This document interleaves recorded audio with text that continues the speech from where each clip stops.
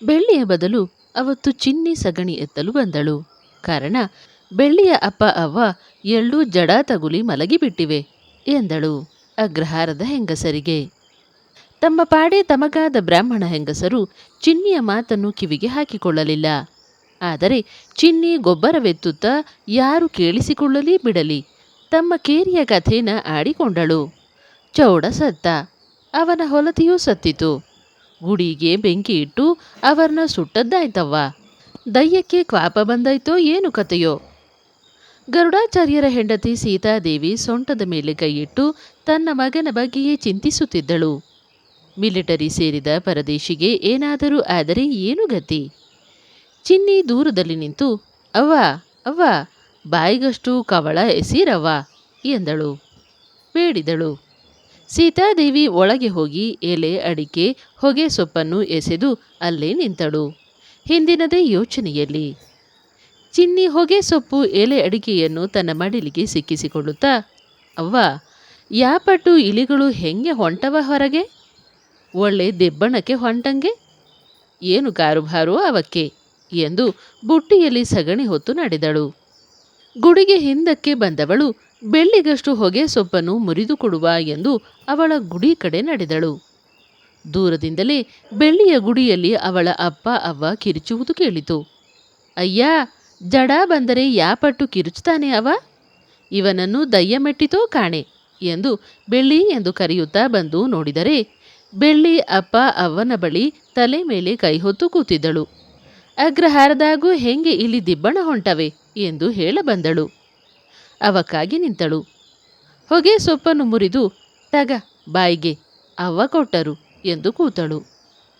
ಬೆಳ್ಳಿ ಹೊಗೆ ಸೊಪ್ಪನ್ನು ತಿಕ್ಕಿ ಬಾಯಿಗೆ ಹಾಕಿಕೊಂಡು, ಪಿಳ್ಳಗಿವತ್ತು ಮೈಮೇಲೆ ಗಣ ಬಂದರೆ ಕ್ಯಾಳಬಾಕು, ನಂಗ್ಯಾಕೋ ಭಯವಾತೈತೆ ಕಣೆ. ಇಲಿ ಹಿಂಗೆ ಹೊಲೆಯರ ಗುಡಿಗೆ ದಂಡು ಬರೋದಿಂದ್ರೇನು? ಚೌಡ ಅವನ ಹೊಲತಿ ಲಕ್ಕೆಂದು ಪರಾಣ ಬಿಡೋದೆಂದ್ರೇನು? ನನ್ನಪ್ಪ ಅವನನ್ನ ಹೀಗೆ ದಯ್ಯ ಮೆಟ್ಟೋದೆಂದ್ರೇನು? ಕ್ಯಾಳ್ಬಾಕು ಎಂದಳು. ಐ ನಿಂದೊಂದು ಸುಮ್ಕಿರು ಎಂದು ಚಿನ್ನಿ ಬೆಳ್ಳಿಗೆ ಸಮಾಧಾನ ಹೇಳಿದಳು.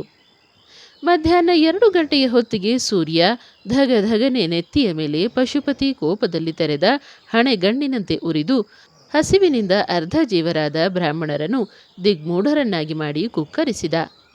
ಪ್ರಾಣೇಶಾಚಾರ್ಯರ ಆಗಮನವನ್ನು ನಿರೀಕ್ಷಿಸುತ್ತಾ ಪೆದ್ದು ಪೆದ್ದಾಗಿ ಬೀದಿಯ ಝಳಝಳ ಬಿಸಿಲನ್ನು ನೋಡುತ್ತಾ ಕೂತ ಕಣ್ಣುಗಳ ಎದುರು ಬಿಸಿಲು ಕುದುರೆಗಳು ನರ್ತಿಸಿದವು.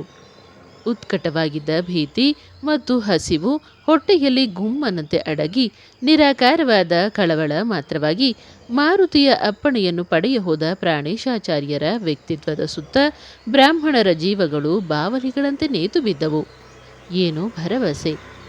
ಇನ್ನೊಂದು ರಾತ್ರಿ ನಾರಣಪ್ಪನ ಹೆಣವನ್ನಿಟ್ಟುಕೊಂಡಿರಬೇಕಾದ ಪ್ರಮೇಯ ಬರಲಿಕ್ಕಿಲ್ಲವೆಂಬ ನಂಬಿಕೆ. ಉಗ್ರಾಣದ ಅಕ್ಕಿಯ ಗೋಣಿಯಲ್ಲಿ ಸತ್ತು ಬಿದ್ದಿದ್ದ ಇಲಿಯನ್ನು ಬಾಲದಿಂದೆತ್ತಿ ಸೆರಗಿನಿಂದ ಮೂಗು ಮುಚ್ಚಿಕೊಂಡು ಹೊರಗೆಸೆಯಲೆಂದು ಹೋದ ಸೀತಾದೇವಿ ಗವ್ವೆಂದು ಒಂದು ಹದ್ದು ಈಸಿ ಬಂದು ತಮ್ಮ ಮನೆಯ ಸೂರಿನ ಮೇಲೆ ಬಂದು ಕೂತಿದ್ದು ಕಂಡು ಅಯ್ಯಯ್ಯೋ ಇವರೇ ಇವರೇ ಎಂದು ಕಿರುಚಿದಳು.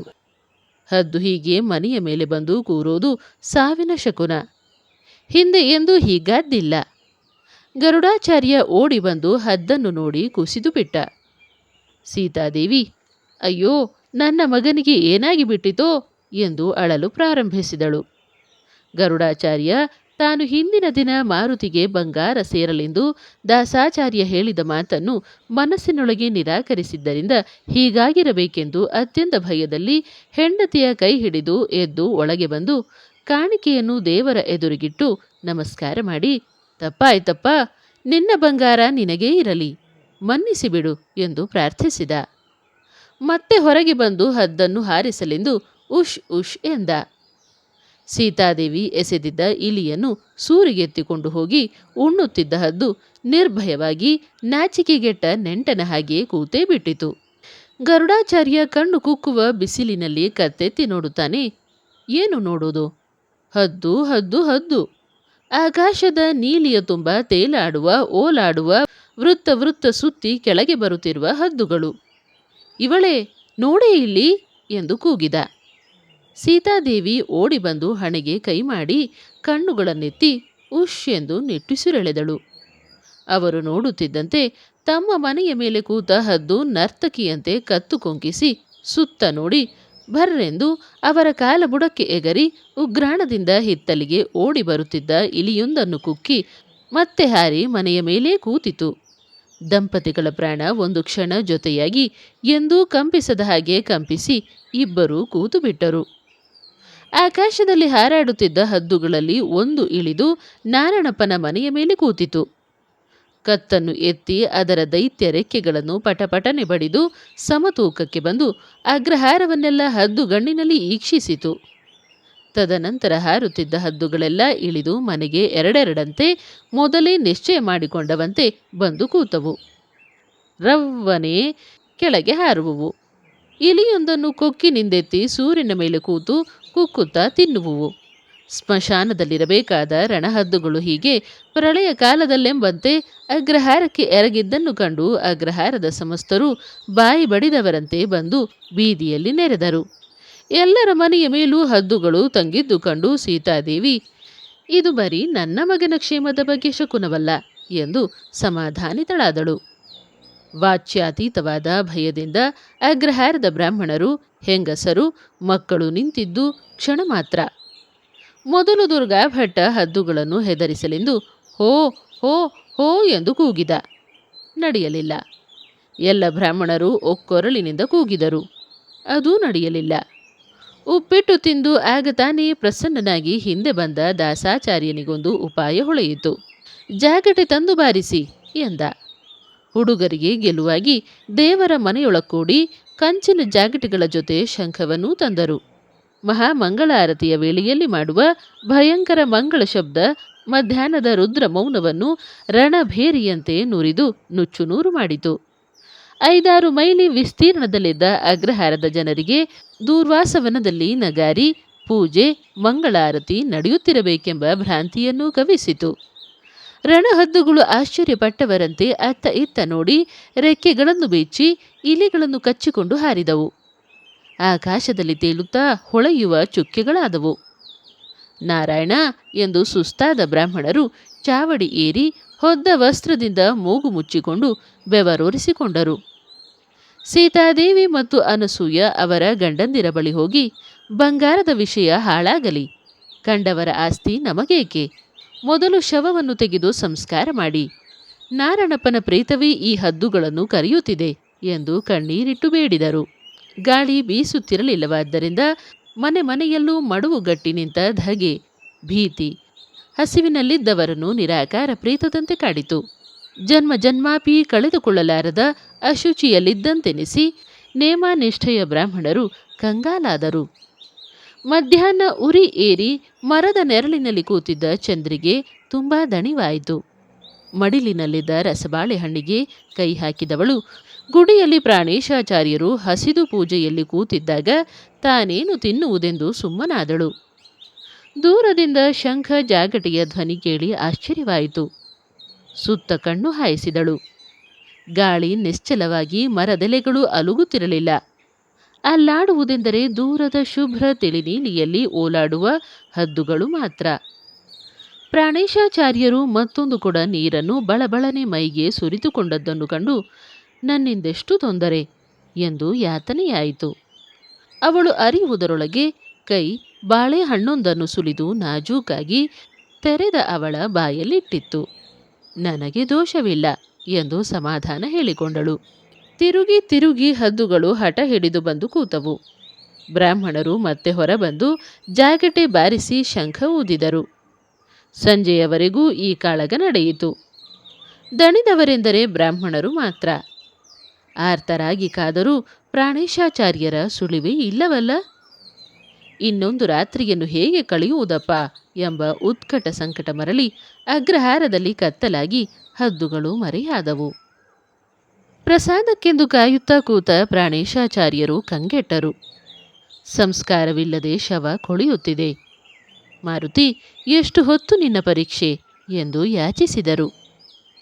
ಕೂಡದು ಎಂದು ನಿನ್ನ ಮತವಾದರೆ ಎಡ ಪ್ರಸಾದವನ್ನಾದರೂ ದಯಮಾಡು ಎಂದು ಬೇಡಿದರು. ಕಾಡಿದರು. ದೇವರನ್ನು ಒಲಿಸುವ ಪ್ರೇಮ ಭಾವದ ಕೀರ್ತನೆಗಳನ್ನು ಹಾಡಿದರು. ಮಗುವಾದರು, ಹೆಂಡತಿಯಾದರು, ತಾಯಿಯಾದರು. ಮತ್ತೆ ದೇವರನ್ನು ದೂರುವ ಅವನ ನೂರೊಂದು ತಪ್ಪುಗಳನ್ನು ಹೇಳಿ ಕೊಂಡಾಡುವ ಕೀರ್ತನೆಗಳನ್ನೆಲ್ಲ ನೆನೆದರು. ಆಳೆತ್ತರದ ಮಾರುತಿ ಅಂಗೈ ಮೇಲೆ ಲಕ್ಷ್ಮಣನ ಪ್ರಾಣವನ್ನುಳಿಸುವ ಸಂಜೀವಿನಿ ಮೂಲಿಕೆಯುಳ್ಳ ಪರ್ವತವನ್ನೆತ್ತಿ ನಿಶ್ಚಲ ನಿಂತ. ಉದ್ದಂಡ ಎರಗಿ ಪ್ರಾಣೇಶಾಚಾರ್ಯರು ಹಲುಬಿದರು. ಜಗ್ಗಲಿಲ್ಲ. ಎಡಪ್ರಸಾದವನ್ನೂ ಕೊಡಲಿಲ್ಲ, ಬಲಪ್ರಸಾದವನ್ನೂ ಕೊಡಲಿಲ್ಲ. ಧರ್ಮಶಾಸ್ತ್ರದಲ್ಲೂ ನನಗೆ ಉತ್ತರ ಸಿಗಲಿಲ್ಲ, ನಿನ್ನಿಂದಲೂ ಸಿಗಲಿಲ್ಲ. ನಾನು ಅಪಾತ್ರನೇನು ಹಾಗಾದರೆ ಎಂದು ಸಂಶಯಪಟ್ಟರು. ಯಾವ ಮುಖದಿಂದ ನನ್ನ ಮೇಲೆ ನಂಬಿಕೆ ಇಟ್ಟವರನ್ನು ಹೋಗಿ ನೋಡಲಿ ಎಂದು ಅವಮಾನಿತರಾದರು. ನನ್ನನ್ನೇ ಪರೀಕ್ಷಿಸುತ್ತಿದ್ದೀಯಲ್ಲ ಎಂದು ಮಾರುತಿಯನ್ನು ಬೈದರು. ಕತ್ತಲು ಗಾಢವಾದಂತೆ ಇದು ಕೃಷ್ಣ ಪಕ್ಷ ಎಂದು ಅರಿತು, ಇದನ್ನು ನನ್ನ ಪರೀಕ್ಷೆ ಎಂದು ಅರಿಯಬೇಡಪ್ಪ, ಕೊಳೆಯುತ್ತಿರುವ ಶವವನ್ನು ನೆನಪಿಟ್ಟುಕೋ ಎಂದು ಬುದ್ಧಿ ಹೇಳಿದರು. ಮಾರುತಿ ಯಾವುದಕ್ಕೂ ಜಗ್ಗದೆ ಪರ್ವತದ ಕಡೆ ಮುಖ ತಿರುಗಿಸಿ ನಿಂತ. ಆಚಾರ್ಯರಿಗೆ ಥಟ್ಟನೆ ತನ್ನ ಹೆಂಡತಿಗೆ ಔಷಧ ಕೊಡಬೇಕೆಂದು ನೆನಪಾಯಿತು. ಕಣ್ಣುಗಳಲ್ಲಿ ನೀರು ಬರುವುದೊಂದು ಬಾಕಿ.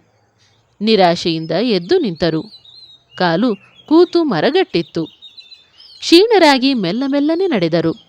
ಸ್ವಲ್ಪ ದೂರ ನಡೆದ ಮೇಲೆ ದಟ್ಟವಾದ ಕತ್ತಲಿನ ಕಾಡಿನಲ್ಲಿ ಹಿಂದಿನಿಂದ ಹೆಜ್ಜೆ ಸಪ್ಪಳವಾದಂತಾಗಿ ನಿಂತರು. ಕೈಬಳೆಯ ಶಬ್ದ ಆಲಿಸಿದರು. ಯಾರು ಎಂದರು. ಕಾದರು. ನಾನು ಎಂದಳು ಸಂಕೋಚದಲ್ಲಿ ಸಣ್ಣದಾಗಿ ಚಂದ್ರಿ. ಪ್ರಾಣೇಶಾಚಾರ್ಯರಿಗೆ ಒಮ್ಮೆಲೆ ಕಾಡು ಕತ್ತಲಲ್ಲಿ ಹೀಗೆ ಹೆಣ್ಣೊಬ್ಬಳು ಬಳಿ ನಿಂತಿರುವುದರಿಂದ ಒಂದು ತರಹವಾಯಿತು. ಏನಾದರೂ ಅನ್ನಬೇಕೆಂದು ಮಾತು ಹುಡುಕಿ ತನ್ನ ಪಾಡು ನೆನೆದು ದುಃಖವಾಗಿ ಮಾರುತಿ ಮಾರುತಿ ಎನ್ನುತ್ತಾ ನಿಂತರು. ಚಂದ್ರಿಗೆ ಅವರ ಮೃದುವಾದ ಗದ್ಗದಿತವಾದ ಧ್ವನಿ ಕೇಳಿ ತುಂಬ ಮರುಕ ಉಕ್ಕಿತು. ಪಾಪ, ಹಸಿದು ಕಂಗೆಟ್ಟು ತನಗಾಗಿ ಒದ್ದಾಡಿ ಬಡವಾಗಿದ್ದಾನೆ ಬ್ರಾಹ್ಮಣ. ಅವರ ಕಾಲನ್ನು ಭದ್ರವಾಗಿ ಹಿಡಿದು ನಮಸ್ಕಾರ ಮಾಡಬೇಕೆನ್ನಿಸಿತು. ಮರುಕ್ಷಣವೇ ಮುಂದೆ ಬಂದು ಬಿದ್ದಳು. ಕತ್ತಲೆಯಲ್ಲಿ ಕಣ್ಣು ಕಾಣಿಸದ್ದರಿಂದ ಉಮ್ಮಳದಲ್ಲೆಂಬಂತೆ ಅವಳು ಬಾಗಿದ್ದರಿಂದ ಪಾದದ ಬದಲು ಅವರ ಮೊಣಕಾಲು ಅವಳ ಎದೆಗೆ ತಾಕಿತು. ಮುಗ್ಗರಿಸಿದ ವೇಗಕ್ಕೆ ಕುಪ್ಪಸದ ಗುಂಡಿಗಳು ಹರಿದವು. ಅವಾಕ್ಕಾಗಿ ಅವರ ತೊಡೆಯ ಮೇಲೆ ತಲೆಯಿಟ್ಟು ಕಾಲುಗಳನ್ನು ತಬ್ಬಿಕೊಂಡಳು. ಉಕ್ಕಿ ಬಂದ ಭಕ್ತಿ. ಹೆಣ್ಣಿನ ಸುಖವನ್ನೇ ಕಾಣದ ಬ್ರಾಹ್ಮಣ ಎನ್ನುವ ಮರುಕ. ಈ ಅಗ್ರಹಾರದಲ್ಲಿ ನೀವಲ್ಲದೆ ನನ್ನ ಹಿತಚಿಂತಕರು ಯಾರೂ ಇಲ್ಲ ಎನ್ನುವ ನಿಸ್ಸಹಾಯಕತೆ. ಒಟ್ಟಿಗೇ ಕೂಡಿ ಅತ್ತಳು. ಪ್ರಾಣೇಶಾಚಾರ್ಯರಿಗೆ ಪಶ್ಚಾತ್ತಾಪ. ಥಟ್ಟನೆ ಪರಕೀಯಳಾದ ಯೌವನದ ಹೆಣ್ಣೊಬ್ಬಳ ಬಿಗಿಯಾದ ಸ್ಪರ್ಶದಿಂದ ತಬ್ಬಿ ಬೆನಿಸಿ ಆಶೀರ್ವದಿಸಲೆಂದು ಬಾಗಿ ಕೈ ನೀಡಿದರು. ಚಾಚಿದ ಕೈಗೆ ಅವಳ ಬಿಸಿ ಉಸಿರು ಕಣ್ಣೀರು ತಾಗಿ ರೋಮಾಂಚದ ಮಾರ್ಧವ ಉಕ್ಕಿ ಅವಳ ಚೆಲ್ಲಿದ ಕೂದಲನ್ನು ಸವರಿದರು. ಆಶೀರ್ವಾದದ ಸಂಸ್ಕೃತ ಮಾತು ಬಾಯಿಂದ ಹೊರಡಲಿಲ್ಲ. ತನ್ನ ತಲೆಗೂದಲಿನ ಮೇಲೆ ಅವರ ಕೈ ಆಡಿದ್ದರಿಂದ ಚಂದ್ರಿಗೆ ಇನ್ನಷ್ಟು ಆವೇಗವಾಗಿ ಅವರ ಕೈಗಳನ್ನು ಭದ್ರವಾಗಿ ಹಿಡಿದು ಎದ್ದು ನಿಂತು ಪಾರಿವಾಳದ ಹಾಗೆ ಢವಗುಟ್ಟುತ್ತಿದ್ದ ತನ್ನ ಎದೆಗಳಿಗೆ ಒತ್ತಿಕೊಂಡಳು. ತನ್ನ ಕೈಗಳೆಂದೂ ಸ್ಪರ್ಶಿಸದ ಪುಷ್ಪವಾದ ಮೊಲೆಗಳನ್ನು ಮುಟ್ಟಿದ ಕ್ಷಣ ಪ್ರಾಣೇಶಾಚಾರ್ಯರಿಗೆ ಬವಳಿ ಬಂದಂತಾಯಿತು. ಕನಸಿನಲ್ಲೆಂಬಂತೆ ಮೊಲೆಗಳನ್ನು ಒತ್ತಿದರು. ಕೂಡಲೇ ಚಂದ್ರಿ ಕಾಲು ಬತ್ತಿ ಬಂದ ಆಚಾರ್ಯರನ್ನು ಅವಚಿಕೊಂಡು ಮೆತ್ತಗೆ ಕೂರಿಸಿದಳು. ಆಚಾರ್ಯರಿಗೆ ಇಷ್ಟು ಹೊತ್ತು ಮನಸ್ಸಿಗೆ ಬಾರದಿದ್ದ ಹೊಟ್ಟೆಯ ಹಸಿವು ಜಗ್ಗನೆ ಎದ್ದು ಸಂಕಟವಾಗಿ ಅಮ್ಮಾ ಎಂದರು. ಚಂದ್ರಿ ಅವರನ್ನು ಎದೆಗಾನಿಸಿಕೊಂಡು ಮಡಿಲಿನಿಂದ ರಸಬಾಳೆ ಹಣ್ಣುಗಳನ್ನು ತೆಗೆದು ಸುಲಿದು ತಿನ್ನಿಸಿದಳು. ನಂತರ ತನ್ನ ಸೀರೆಯನ್ನು ಬಿಚ್ಚಿ ಹಾಸಿ ಪ್ರಾಣೇಶಾಚಾರ್ಯರನ್ನು ತಬ್ಬಿಕೊಂಡು ಮಲಗಿ ಗಳಗಳನೆ ಅತ್ತು ಬಿಟ್ಟಳು.